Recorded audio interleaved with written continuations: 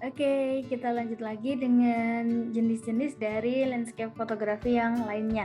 Jadi yang berikutnya kita juga mengenal dari natural landscape fotografi. Natur di sini maksudnya ada pedesaan, pegunungan, sea space atau pemandangan laut. Kemudian ada urban fotografi atau kita kenal juga sebagai urban landscape. Terus ada cityscape dan ada foto arsitektur. Nah, berikutnya ini ada beberapa contoh foto-foto yang masuk ke dalam jenis-jenis dari landscape fotografi ini. Yang pertama ada natural landscape fotografi yang bernuansa atau berjenis pedesaan. Jadi fotografi landscape pedesaan ini berupa gambar yang diperoleh dari sebuah pemandangan yang murni atau masih tertata seperti apa adanya dari alam tanpa ada tindakan dari manusia di dalamnya. Jadi walaupun tidak ada objek manusia yang terlihat di dalam foto landscape pedesaan ini, foto akan tetap terlihat menarik dan memiliki makna bahwa sebenarnya dalam foto ini, di dalam landscape pedesaan ini ya terdapat kehidupan. Tapi dalam foto yang tercapture ini tidak memasukkan atau tidak include dari manusia itu sendiri. Sehingga fokusnya dari landscape pedesaan ini adalah menggambarkan pemandangan yang tidak ada manusia di dalamnya. Namun tetap mengisyaratkan bahwa ada kehidupan, bahwa ada manusia yang tinggal di dalam lingkungan atau di area pedesaan dalam foto tersebut. Dan kebanyakan dari landscape pedesaan ini berupa hasil fotografi yang diambilnya di ladang atau perkebunan ataupun di areal-areal pertanian, ataupun kalau contoh yang di sini yang saya ambil dari careonline.it ini menggambarkan area di pinggir pedesaan dengan jalan yang ada di bagian tengahnya.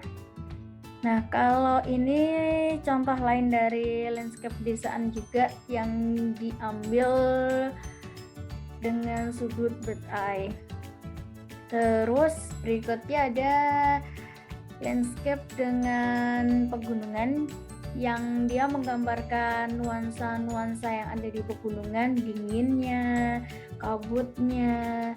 Dan jenis foto natur pegunungan ini foto-foto yang paling populer dan banyak diburu oleh fotografer landscape. Lalu yang berikutnya jenis natur yang masuknya ke laut atau pantai atau sea space. Jadi fotografi sea space ini biasa kita bilang juga fotografi untuk menangkap hamparan laut, di mana dalam fotografi landscape sea space ini yang ditampilkan adalah hamparan lautnya ataupun pantainya yang luas membentang. Dan kemudian kita coba bisa memasukkan elemen-elemen yang lainnya, batu karangnya, pasirnya, ataupun pepohonan yang ada di sekitar laut tersebut. Jadi fotografi seascapes ini dapat menghasilkan foto yang memukau dengan kita memperlihatkan elemen-elemen yang ada di sana dengan coba mempertimbangkan posisi-posisi dari elemennya, pencahayaannya, supaya rasanya, maknanya dari foto seascape ini dapat tersampaikan. Jadi dia coba mengcapture luasnya hamparan laut menjadi sebuah gambar. Kalau berikutnya jenis dari landscape fotografi ada urban landscape. Kalau urban landscape ini fotografi yang menggambarkan tampilan perkotaan serta banyaknya kegiatan manusia yang ada di dalamnya. Jadi selain menangkap sudut-sudut dari sebuah kota, juga menangkap kegiatan manusia yang ada di dalam kota tersebut. Nah, kalau yang di sini contoh foto ini saya ambil di area Malioboro di traffic light lampu lalu lintas di utaranya Bank BNI yang menggambarkan bapak sopir beca, terus pengendara sepeda motor yang sedang berhenti karena sedang lampu merah, dan ada orang yang sedang menyeberang di zebra cross. Nah, ini tinggal bagaimana kita coba untuk membingkai kegiatan manusia yang sedang berlangsung dengan sudut-sudut kota yang menampilkan kemegahan ataupun kesederhanaan ataupun sisi lain yang pengen kita tunjukkan. Lalu yang berikutnya ada cityscape fotografi. Kalau di cityscape fotografi ini dia fokusnya lebih ke tata ruang kotanya, kemegahan dari tata ruang kotanya. Kalau dari urban landscape ini kan kita memadukan dengan kegiatan manusia yang ada di dalamnya. Tapi kalau cityscape kita berfokus dari tampilan perkotaannya, menonjolkan kemegahan tata ruang kotanya atau physical aspek dari kota tersebut. Nah, ini contoh dari cityscape fotografi yang menampilkan ada danaunya, kemudian jalan di sebelah kiri dan di ujung ada gedung yang menjulang tinggi. Kemudian ini beberapa contoh cityscape juga yang menggambarkan gedung-gedung yang menjulang tinggi serta gedung-gedung yang berkilau dengan banyaknya lampu yang sedang menyala di malam hari. Lalu yang berikutnya ada arsitektur fotografi.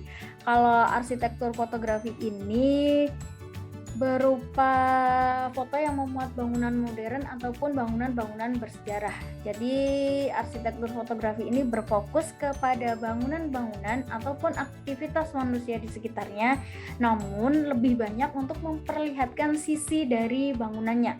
Jadi masih tetap boleh atau tetap ada elemen aktivitas di sana. Hanya saja yang diperlihatkan adalah sisi dari bangunannya, keunikan dari bangunannya. Dan di fotografi arsitektur ini juga dapat berupa bangunan modern. Nah, kalau yang kecil di sebelah kanan ini saya sematkan contoh dari bangunan sebuah museum yang ada di Kaliurang, Museum Ulun Sentalu. Keunikan dari bangunan di Museum Ulun Sentalu ini, kemudian selain dari sebuah bangunan modern, fotografi arsitektur juga bisa berupa peninggalan sejarah, misal seperti candi, kerajaan, ataupun keraton. Nah, dua contoh di sini saya mengambil bangunan sejarah berupa candi.